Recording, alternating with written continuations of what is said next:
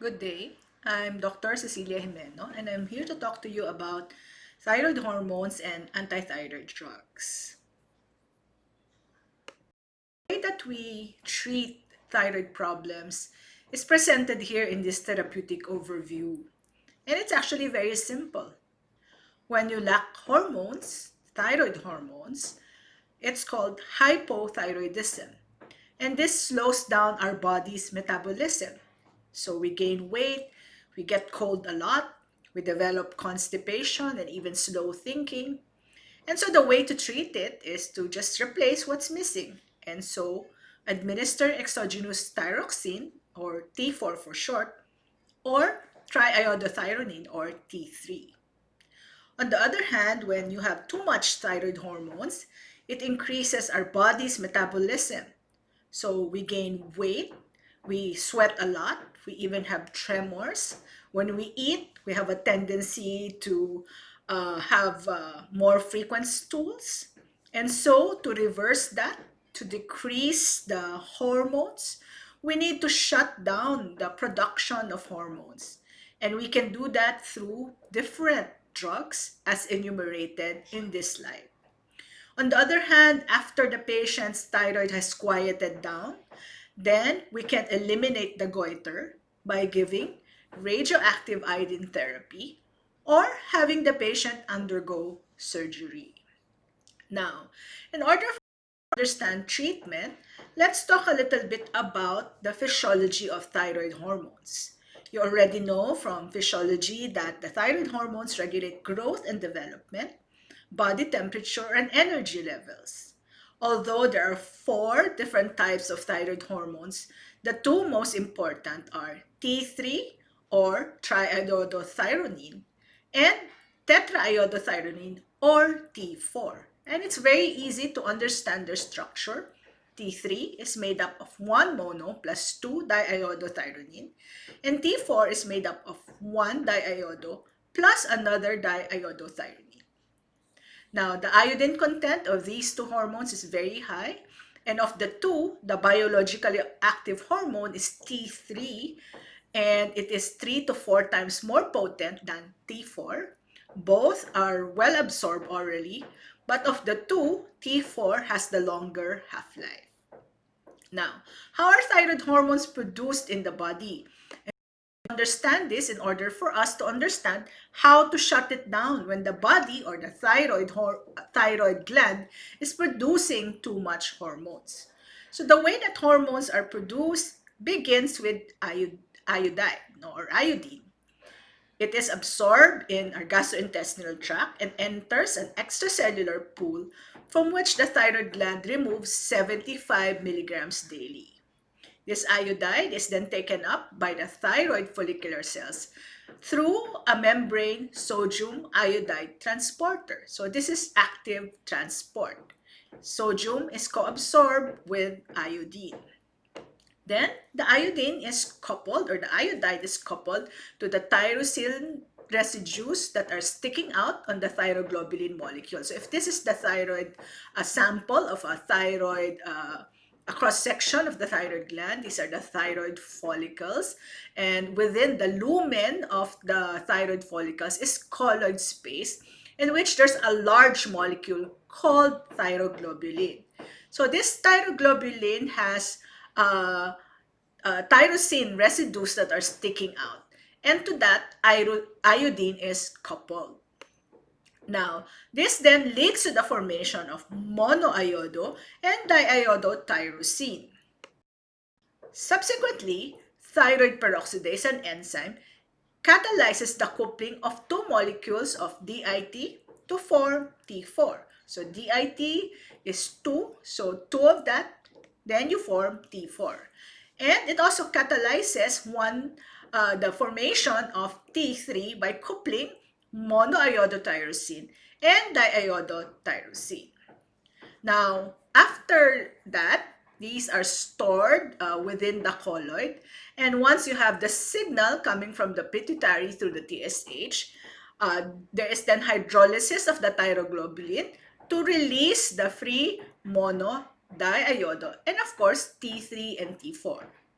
The mono and diiodo are then deiodinated and are recycled to form more T3 and T4, while the hormones T3 and T4 are released via exocytosis.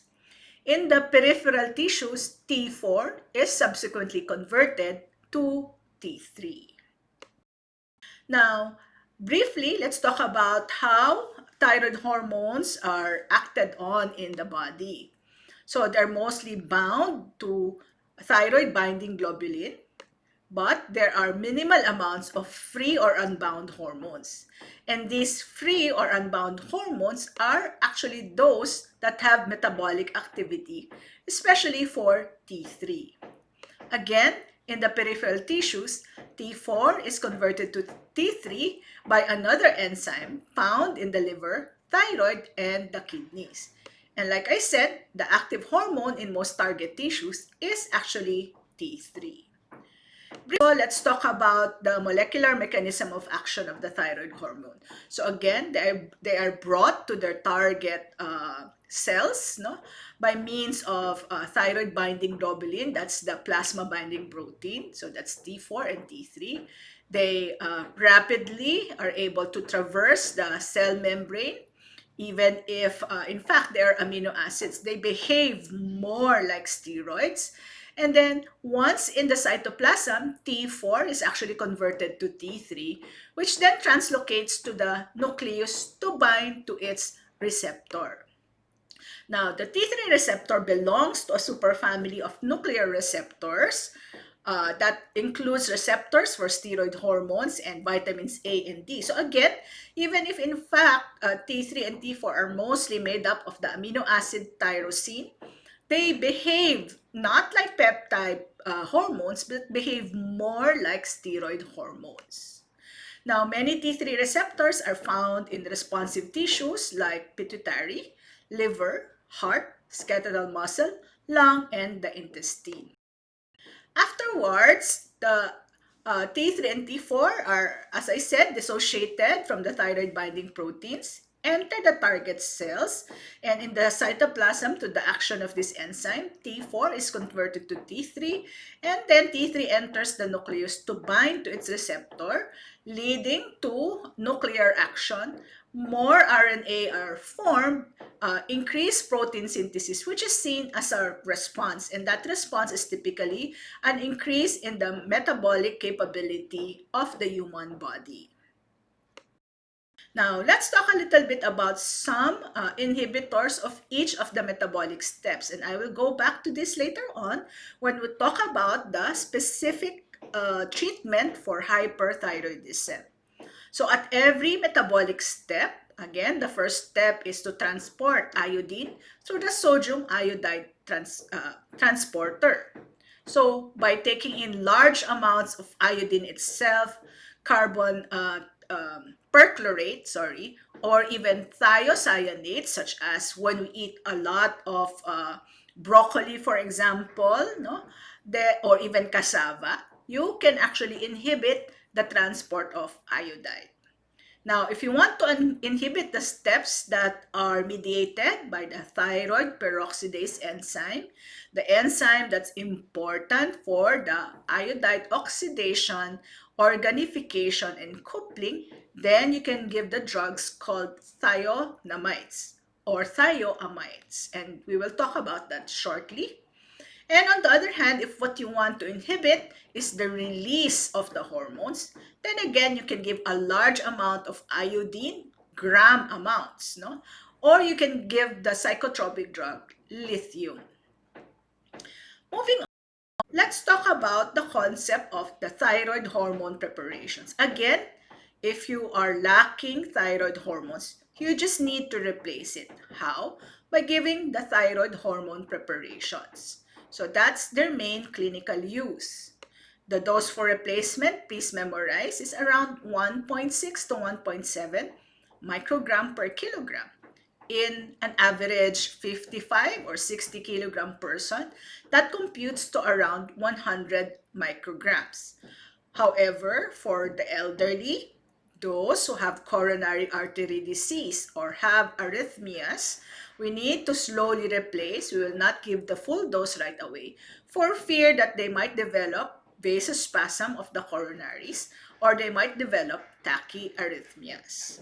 And these are some of the indications or the reasons why we give thyroid hormone preparations. After surgery or after radioactive iodine, you might develop hypothyroidism. In endemic goiters, when you are lacking in iodine, you don't need to replace iodine, replace the thyroid hormones. And those who are born with congenital hypothyroidism, those who develop cretinism, or practically any cause of hypothyroidism like autoimmune thyroiditis. When you want to suppress the growth of nodules, such as in thyroid cancer or even in benign nodules, we actually give a higher dose. Or thyroid hormone preparations. And lucky for you, there's only one now that's available in the market, and this is the synthetic levothyroxine, or LT4, or briefly T4. This is the preparation of choice for replacement and suppression therapy because of its stability, uniform content, low cost, long half-life, and in the body, after it is absorbed, it's converted to produce T3 because in the body, T4 is converted to T3. So we do not typically replace with T3, but we replace with T4 to allow the body to convert T4 to T3 within the cells. In the past, when we were starting with thyroid hormone replacements, we actually used animal thyroid gland, no, desiccated thyroid. It was inexpensive, but it's no longer recommended because it's antigenic, it's allergenic, it's unstable, and it's very hard to predict the actual hormone content. T3 could have been used for replacement. Like I said, it's 3 to 4 times more active than levothyroxine, but it's not recommended for routine replacement because when you take it in, you will readily have a high amount of T3 in your plasma rather than within the cells, and that can cause a great potential for toxicity, especially cardiac toxicity. In the past also, there was a combination of T4 and T3. Remember, I told you that after their release from the thyroid gland, it's a combination of T4 and T3. But again, it also had the same disadvantages as liothyronine, and it was expensive. So in the market now, we actually only have T4. Now, to complete your knowledge about replacement, we also need to talk a little bit about iodine supplementation, no? Because in our country, we have moved out of iodine deficiency state, but there are certain populations like pregnant women and lactating women and even children who are still iodine deficient. And on this slide, you can just see the daily dose of iodine supplementation for these populations. So we end this lecture now on the physiology as well as the treatment of hypothyroidism, the use of thyroid hormones, which nowadays is only levothyroxine or LT4 or T4. And on the next lecture, we will talk about the treatment of hyperthyroidism or thyrotoxicosis. Okay. In the first part of this lecture, we talked about thyroid hormones. Now, as replacement for people who lack hormones or hypothyroidism. Now we'll talk about the treatment of hyperthyroidism when you have excess thyroid hormones. The two terms, thyrotoxicosis and hyperthyroidism, are almost synonymous. When you talk about thyrotoxicosis, it refers to an excess level of thyroid hormones, and this is be due to various reasons like you're taking in too much iodine, you're ingesting too much thyroid hormones. But when the cause of the increase in thyroid hormones is due to a problem in your thyroid, you have a goiter, for example, then it's called hyperthyroidism. And there are many, many different causes of this, but the number one cause of hyperthyroidism worldwide is still an autoimmune problem called Graves' disease, where you have a diffuse enlargement of a goiter of the thyroid called the goiter, and this produces too much hormones. Symptoms are very many, and these are all due to the excess in thyroid hormones. And this is the reason why we need to lower down and normalize the amounts of thyroid hormones, because there are many effects on the body, like weakness, weight loss, heat intolerance, a rapid high heart rate, tremors, for example, very many effects, no, which can be life-threatening. And that's why we need to treat it using anti-thyroid drugs. These are the different anti-thyroid drugs. First, we have the thionamides or thioamides, and it includes methimazole, otherwise known as thiamazole. There's another drug called carbimazole, which is the prodrug of methimazole, and propylthiouracil. When you take excess iodides, for example, by potassium iodide solution, this is also an anti-thyroid approach. But if you want to definitely ablate or eliminate the goiter, then we have a treatment called radioactive iodine, or you can use other drugs like anion inhibitors and beta blockers, which will take care of the increase in sympathetic tone and will slow down the heart rate, decrease, for example, the tremors and the sweatiness. So start with the thionamides or the thioamide drugs or the thioreline drugs. Again, there are three: methimazole, which is typically the drug of choice, carbimazole, the prodrug, and PTU for short.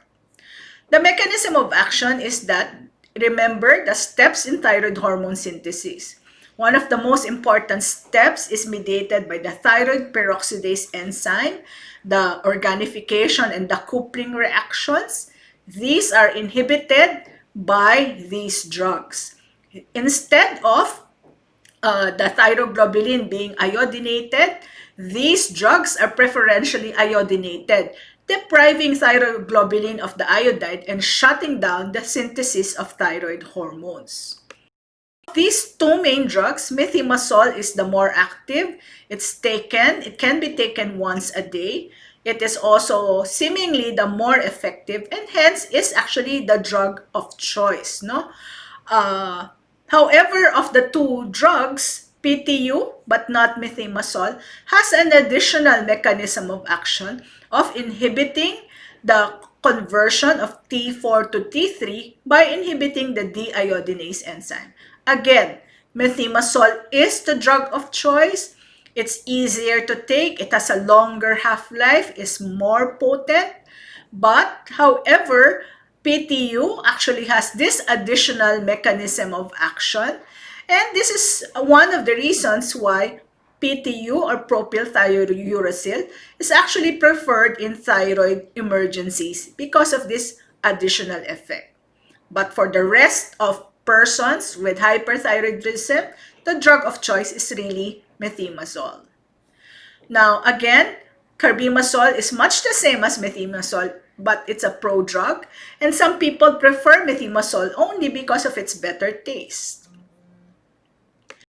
Now, again, the thionamides actually have a relatively slow onset of action. So that means when we advise patients who are taking this, we advise them to be patient because the effects will not be seen until around 3 to 4 weeks, sometimes even 3 months, no? And that's the reason why adjunctive agents like beta blockers are sometimes given so that they can have rapid relief of some of their symptoms. Adverse drug reactions can occur in as many as 20% of treated patients, The most common of which is a simple rash, but it can become very disturbing, and so we can advise them to take anti-allergics or antihistamines. But rarely they develop life-threatening adverse drug reactions such as the development of vasculitis or an autoimmune reaction in your blood vessels, lupus-like reactions, periarteritis nodosa, and even injury to your liver, no? And in fact, of the two drugs, comparing PTU and methimazole, PTU actually has a black box warning that says that it should be avoided because of the risk of hepato or liver toxicity. However, the most dangerous adverse drug reaction, which is very, very rare, happening maybe in one uh, uh, out of every 100,000 people, is a granulocytosis. What is this? This is a drop in your white count, your WBC count. And if your WBC count drops as a adverse effect of the drug, you become prone to infections like bacterial infections, and that's why it's life-threatening. Now, the main drugs, again, for the treatment of hyperthyroidism are the thionamides, especially methimazole, but there are other adjuncts or additional drugs like the monocovalent anions. No? These are inorganic anions which block the thyroid hormone synthesis by competitively inhibiting the active transport of iodide into the thyroid. And these are historical highlights. They're not used anymore. What we typically use in practice are actually high-dose iodides. What does this mean?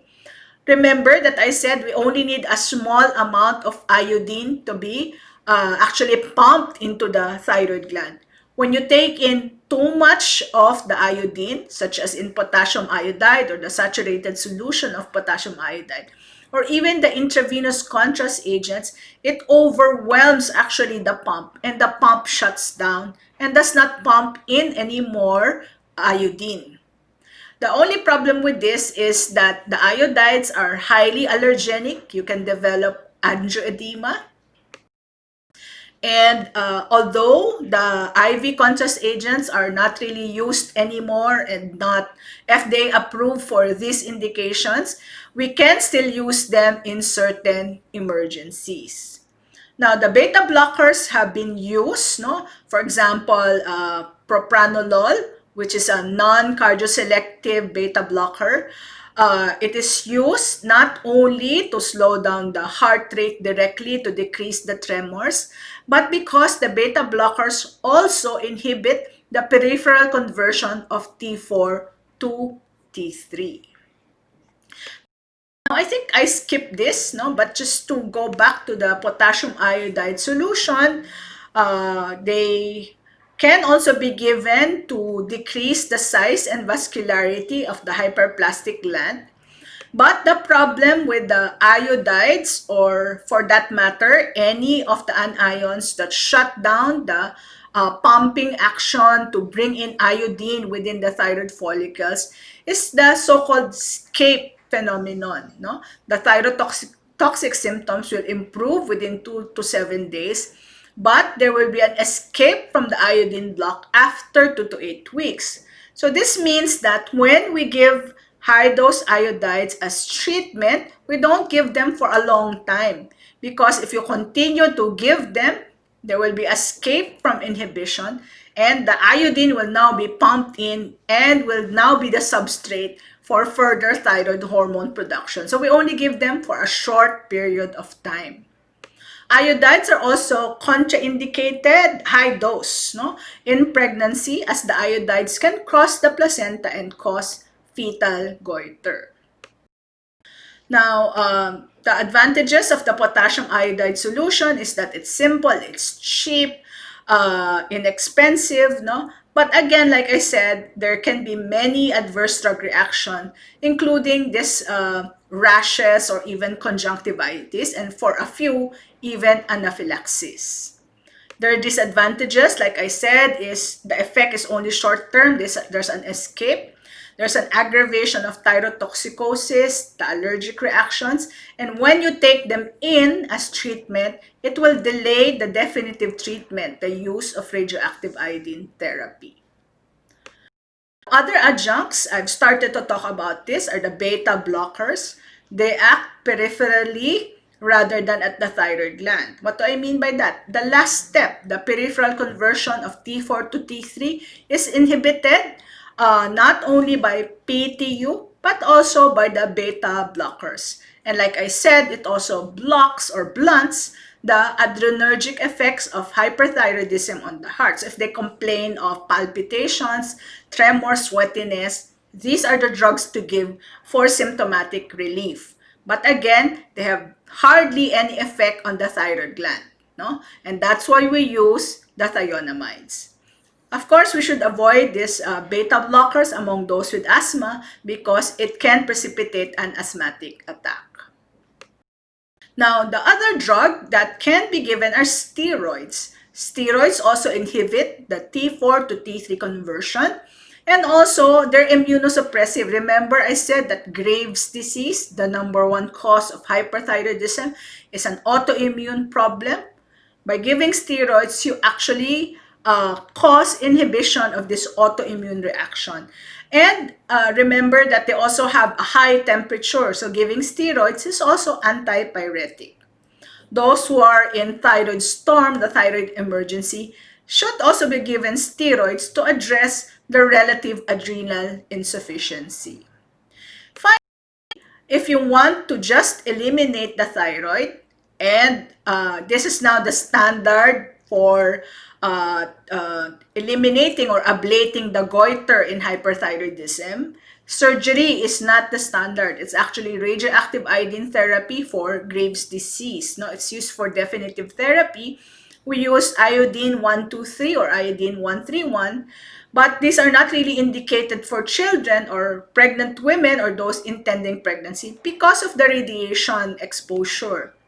And therefore, contraceptives are encouraged among those who are sexually active so that we do not needlessly expose the growing child to radiation. We have this in PGH, is available as an oral solution or capsulized. And once you take it in, being iodine, it is rapidly absorbed and it is absorbed into the thyroid follicles. And what will happen is after it's absorbed, the radioisotope will give off radiation and that will cause necrosis of the thyroid follicles. And so there will be parenchymal destruction within weeks of administration. Its advantage is that it's easy to administer, it's very effective. 95% of all those who take radioactive iodine will have normalization of the thyroid function and even actually develop hypothyroidism after using it. No? It's an outpatient procedure, but its major disadvantage is that it will actually make the goiter actually so small that you render patients hypothyroid. No? And again, the contraindications. So just to wind lecture is a summary again of the drugs that affect T4 to T3 synthesis. If you want to decrease the levels of T4 and T3, what do? You can give these inorganic anions, including high-dose iodides. They compete with iodine for the uptake in the sodium iodide importer. And what we typically use is high-dose iodides. We can give radioactive iodine therapy, in order to ablate, or cause destruction of the thyroid follicles. The high-dose iodides, they also reduce T4 to T3 release. And again, they inhibit the symporter. But the major drug that we use are actually the thionamides, which inhibit the thyroid peroxidase-mediated steps that couple iodide or iodine to thyroglobulin and which couple MIT and DIT. That is again summarized in this particular slide. So that's the lecture on thyroid hormones as well as drugs used for the therapy of hyperthyroidism. Thank you very much.